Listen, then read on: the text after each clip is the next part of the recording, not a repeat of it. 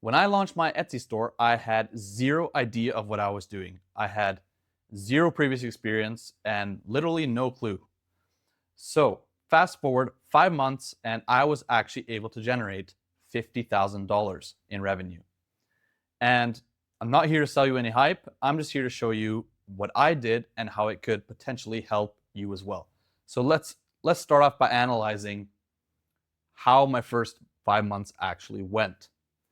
So month one, I did $2,579 in revenue. Month two, I did $2,349 in revenue. Month three, $2,470. So as you can see, not much growth here, although there was some initial growth in the first month. And we'll come back to how actually why I was able to generate revenue in my first month and not really grow the next months. Month four, it jumped up to $13,492.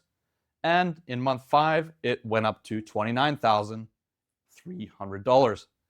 So all of this together is right around that $50,000 mark. Now, this is $50,000 in revenue, not profit. Keep that in mind.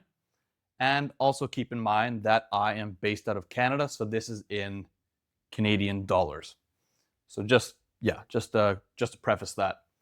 Now, what I actually did was I went back and I broke down what actually led to me being successful in just 5 months. Now, $50,000 in revenue does sound like a lot of money, and it is a lot of money for somebody that isn't really expecting it to do as good as it has. Now, I went in with the mind of trying to hammer down, work hard, and eventually have this be something that replaces my full-time job, which by now it has done that. So let's just go and break down actually things, or I actually broke this down into 5 steps that I took and that you can take to actually help you guys do the same. Step 1 is to sell the correct products. Okay? We want to sell the correct products. And this is what I did. I focused on products that stood out. Okay? So, and what I mean by that is not just the same products that everybody else sells. So what do I mean by products? I mean like t-shirts, mugs, and all those types of things. You do not want to sell the same thing as everybody else is selling. Now you can do that and you can be successful, but the chances of faster success increase if you actually choose products that maybe not everybody else is selling. Now, the argument is that if lots of people are selling that product, then there is demand for it. And there is a case to be made for that. However, you can still choose products that are not as common and are products that are still in demand. And that is the way you can actually sell and make some good numbers. Now, next up, what you want to do is look for products with a high perceived value. High perceived value, right? And why do we do this? Well, the reason is that high perceived value equals higher prices, right? So we can charge more for each product. And that ultimately equals more profit, more revenue, all of that good stuff. So that's the reasoning. The last point is obviously with choosing the correct product, there is less competition, right? And we already touched on this, but this is key. And now I'm just speaking from experience, okay? So now I'm not saying, again, that you can't succeed by selling t-shirts, because a lot of people are successful selling t-shirts. I'm just saying for the amount of competitors there are nowadays, you kind of want to think a little bit more outside the box. And I am somebody that is in the trenches right now doing this work, and this is my strategy, and I'm sticking to it, and it's paying off. So that's why I'm saying this.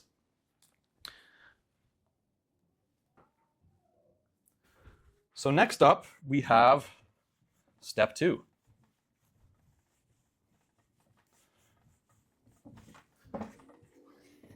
Which would be leveraging multiple print providers. Right? Leveraging multiple print providers. And most people, they recommend Printify, right? Printify is the major player in this, and Printify is good. I do use Printify, and I highly recommend Printify. However, most successful Etsy sellers have multiple print providers. And the reasoning for that is that the more print providers you have access to, the more products you have access to, the more potential you have, right, to find products that actually stand out. So I did not lock myself into one print provider, right? Don't lock into one provider. Okay? We want to leverage the options that we have available to us in the marketplace.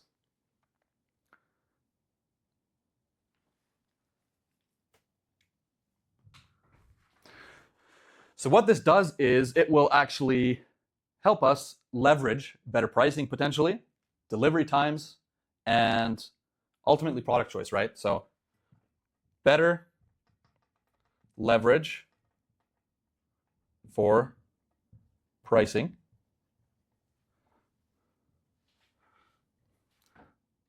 better delivery times, right? All this stuff is super, super important on Etsy. And the more options we have, the better, right? Sometimes you have one product with one supplier at a certain price, but then with your other supplier, they actually offer it at a cheaper price. And potentially then you can actually negotiate with your print provider and potentially gain access to better pricing, right? And the other thing is print providers, they have different delivery times as well. So maybe you find a print provider that has a faster delivery time for that one product, right? So that would be step 2. That would be step 2 right there. So let's move on to step 3.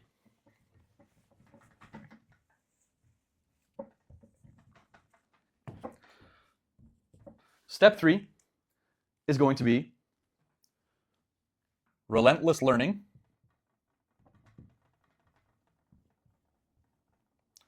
right? Relentless learning and fast execution. Fast execution. Okay? Now, what do I mean by this? I mean that you are constantly striving to get better at your craft. So, better designs, better mockups, better SEO. What can you do to stand out, right? Thinking of different strategies to help you stand out. Maybe you offer personalization and fast execution. What I mean by this is don't just get analysis paralysis. Don't just think about what you want to do better. Actually execute it as fast as possible. And that is key. Yeah, so what I did was I invested in learning, right? Invested in learning, not just watching, but applying fast. So apply. Very, very key. I made lots of designs, right? Lots of designs and ran small tests, right? So design tests, mock-up tests, and so on, SEO tests. And I doubled down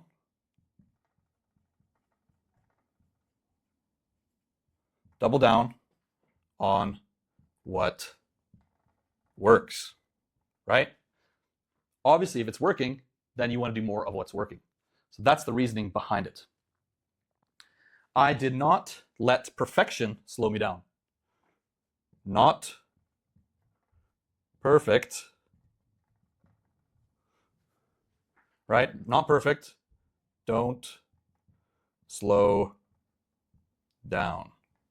Very, very key, right? Don't overanalyze things. Put it into action, and then you'll see results. So next up, we have step 4, which is going to be personalized products, right? So if you guys don't know what personalized products means, what it is on Etsy, a lot of the time, you'll see that customers, they actually want to place maybe their name on the product design or a date or whatever it is, right? So an anniversary, a birthday, those types of things. That would be personalized products, right? Now, what personalization does is it skyrockets perceived value, right?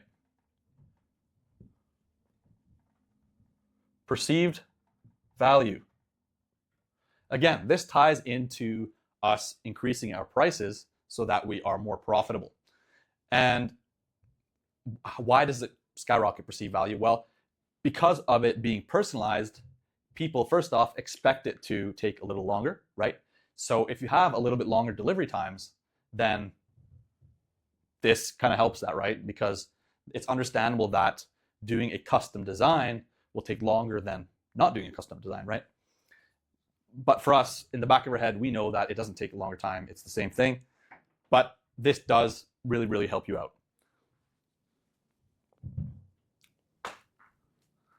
So what I did was I add names, dates, and photos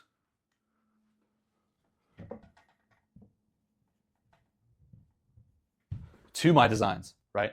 So that when they ordered, they were able to actually add these things, right? And not necessarily all of them at once, although I did have some listings that had all those things in one listing.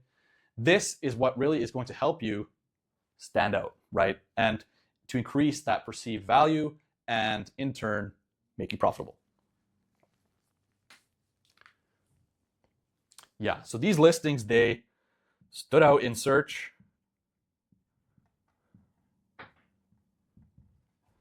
And increased my conversion rates.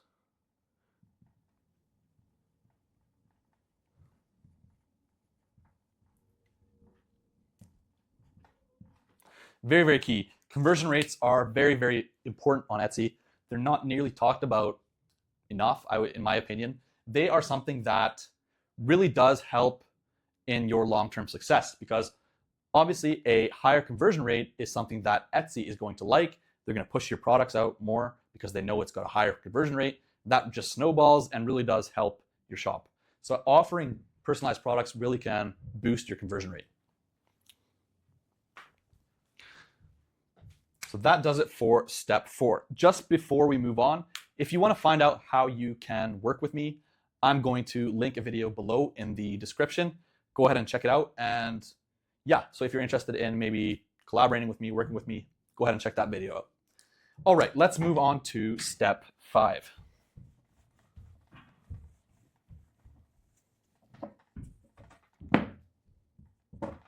So step 5. Post lots of listings. Okay? Now, I know some people are against posting a lot of listings. They say that, for example, you don't need a lot of listings to be successful. And that is true. I do 100% agree with that.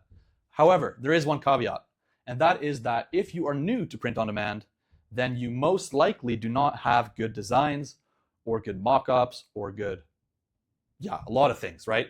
You've got to obviously learn. And to learn, the best way to learn is to put it into practice, right? So posting lots of listings in turn will perfect your listings, right? Your SEO, your mockups, all of that stuff. So that is the reasoning behind this. And this is what I did as well. I didn't rely on 10 listings, for example, right? You are pretty much guaranteed to fail if you're thinking 10 listings will make you a six-figure seller. I'm sorry, but that's just not going to happen. I don't even think you'll get lucky. The only way that this maybe would work is if you have previous experience and you know exactly what you're doing, right? So, yeah. I uploaded consistently, right? Uploaded consistently. Just to put this into context, I think by the end of the 5th month, I had around 1,000 listings. So just keep that in mind, guys. I went hard, I did as much as I could, and I tried to learn as fast as possible. And this is the mindset you need to actually be successful, in my opinion. I also split tested